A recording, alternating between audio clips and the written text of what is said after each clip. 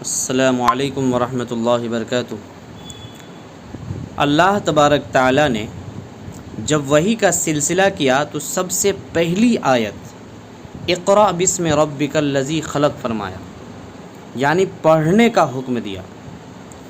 اور حدیث شریف کے اندر اللہ کے نبی صلی اللہ علیہ وسلم نے فرمایا طلب العلم فریضۃ علی کل مسلم و مسلمہ، کہ علم کا حاصل کرنا مرد اور عورت دونوں پر برابر فرض ہے۔ علم کا حاصل کرنا مرد اور عورت دونوں پر کیا ہے؟ فرض ہے۔ ایک شاعر نے کہا پگھلنا علم کے خاطر مثال شمع زیبا ہے، نہیں پہچان سکتے ہم بغیر اس کے خدا کیا ہے۔ اللہ کو پہچاننا ہے تو علم حاصل کرنا ہوگا۔ علم ایسی دولت ہے جو لٹتی نہیں، خرچ کرنے سے کبھی گھٹتی نہیں۔ علم کیا ہے؟ ہر انسان خواہ وہ امیر ہو یا غریب، مرد ہو یا عورت، تعلیم اس کی بنیادی ضرورت ہے۔ انسان کا حق ہے جسے کوئی چھین نہیں سکتا۔ اگر دیکھا جائے تو انسان اور حیوان کے مابین صرف اور صرف تعلیم ہی کا فرق ہے۔ تعلیم کسی بھی قوم یا معاشرے کے لیے ترقی کا ضامن ہے۔ یہی تعلیم قوموں کی ترقی اور زوال کا نتیجہ بنتی ہے۔ جناب محمد رسول اللہ صلی اللہ علیہ وسلم کو جس دین سے نوازا گیا اس کی ابتدا بھی تعلیم ہی کے ذریعے ہوا۔ غار حرا میں جو آیت نبی پر نازل ہوئی وہ سورہ علق کی چند ابتدائی آیتیں ہیں۔ اس میں سے پہلی آیت اقرأ بسم ربک الذی خلق، کہ اے نبی پڑھ اپنے رب کے نام سے جس نے سب کو پیدا کیا۔ بہرکیف قرآن میں بے شمار جگہوں میں علم کا تذکرہ کیا گیا۔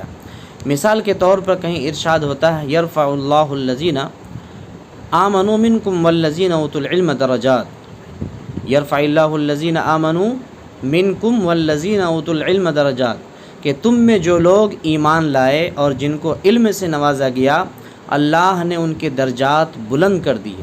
اور کہیں ارشاد ہوتا ہے قل هل یستوی الذین یعلمون والذین لا یعلمون، اے پیغمبر آپ ان سے پوچھئے کہ وہ لوگ جو تعلیم یافتہ ہیں اور جو تعلیم یافتہ نہیں ہیں کیا دونوں برابر ہو سکتے ہیں؟ بہرحال قرآن میں جہاں بھی لفظ علم کا تذکرہ کیا گیا ہے بیشتر مقامات پر علم مطلق مراد ہے۔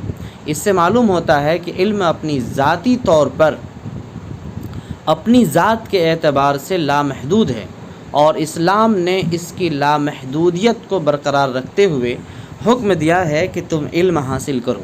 اسی علم کے مد مقابل ایک اور لفظ آتا ہے جسے کہتے ہیں عالم، اور عالم کہتے ہیں ہر ایسے شخص کو جس نے تعلیم حاصل کی ہو، خواہ اس نے قرآن و حدیث کی تعلیم حاصل کی ہو یا منطق و فقہ کی تعلیم حاصل کی ہو، سائنس یا میڈیکل سائنس کی تعلیم حاصل کیا ہو، وہ سب کے سب علم کے حکم میں ہیں، کیونکہ قرآن میں علم مطلق کا تذکرہ کیا گیا ہے۔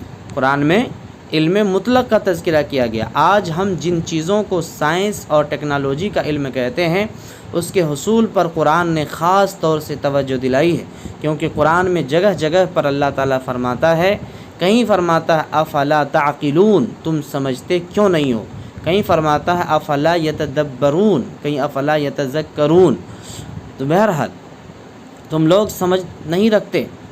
افلا ینظرون الی الابل کیف خلقت، تمہیں اونٹ دکھائی نہیں دیتے کہ ہم نے اس کو کیسے بنایا۔ کہیں فرمایا وإلی السماء کیف رفعت، کیا تم آسمان کی طرف نہیں دیکھتے کہ ہم نے اس کو کیسے بلند کیا۔ کہیں فرماتا وإلی الجبال کیف نصبت، تمہیں پہاڑ دکھائی نہیں دیتے کہ ہم نے اس کو کیسے گاڑا ہے۔ کہیں فرمایا وإلی الارض کیف سطحت، کیا تم زمین کی طرف نہیں دیکھتے کہ ہم نے اس کو کیسے بچھایا ہے۔ یہ تمام کی تمام آیات سائنس اور ٹیکنالوجی کی تعلیم پر توجہ دلاتی ہے۔ اور دوسری بات یہ ہے کہ انسان کو جس چیز سے واسطہ پڑ سکتا ہے اسے حاصل کرنا اسلام کو مطلوب ہے۔ جیسے جب حضرت آدم علیہ نبینا علیہ الصلوۃ والسلام کو اللہ نے پیدا کیا تو ان کو وہ تمام علوم عطا کیے جن سے ان کو واسطہ پڑنے والا تھا، جیسا کہ قرآن میں موجود ہے وَعَلَّمَ آدَمَ الْأَسْمَاءَ كُلَّهَا، کہ اللہ نے انہیں تمام چیزوں کا علم دے دیا۔ جن کا واسطہ پڑھنے والا تھا فرشتوں کے ساتھ، اور اللہ کے رسول کی ایک دعا ہے، اللہم انی اعوذ بک من علم لا ينفع ومن قلب لا تخشع ومن نفس لا تشبع ومن دعاء لا يستجاب لها۔ تو اس میں اللہم انی اعوذ بک من علم لا ينفع کہ اے اللہ مجھے ایسے علم سے بچا جو نفع بخش نہ ہو، فائدہ دینے والا نہ ہو۔ بہرحال ہر ایسا علم جو نفع بخش ہو، خواہ وہ علم قرآن حدیث کے حوالے سے ہو یا منطق اور فقہ کے حوالے سے ہو، وہ علم سائنس ہو یا میڈیکل سائنس کے حوالے سے ہو، اگر اس سے نفع ہو رہا ہے یا آئندہ اس علم سے واسطہ پڑ سکتا ہے تو اس علم کو سیکھنا ضروری ہے۔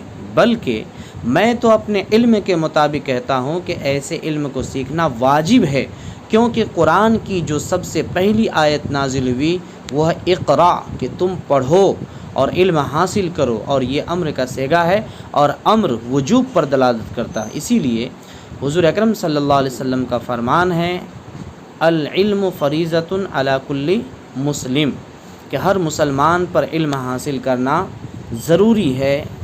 طلب العلم فریضۃ علی کل مسلم و مسلمہ، ہر مسلمان مرد اور عورت پر علم کا حاصل کرنا فرض ہے۔ پھر اسی شعر کو دہراتا ہوں، شاعر نے کہا پگھلنا علم کے خاطر مثال شمع زیبا ہے، نہیں پہچان سکتے ہم بغیر اس کے خدا کیا ہے۔ علم سیکھیں گے تبھی اللہ کو اور رسول اللہ کو پہچان سکتے، دنیا اور آخرت کی حقیقت سے آگاہی حاصل ہو سکتی ہے۔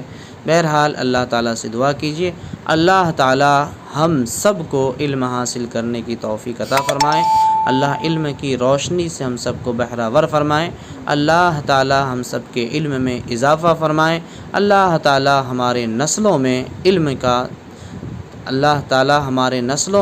کا چراغ جلا دے اور علم کا درخت لگا دے، اور قیامت تک آنے والے نسلوں میں علمی سلسلہ قائم اور دائم رکھے۔ اللہ حافظ قرآن بنائے، عالم دین بنائے، مفتیہ نظام بنائے، اور اللہ تعالیٰ دنیاوی اور دینی ہر طرح کے نافع علم سیکھنے اور سکھانے کی توفیق نصیب فرمائے۔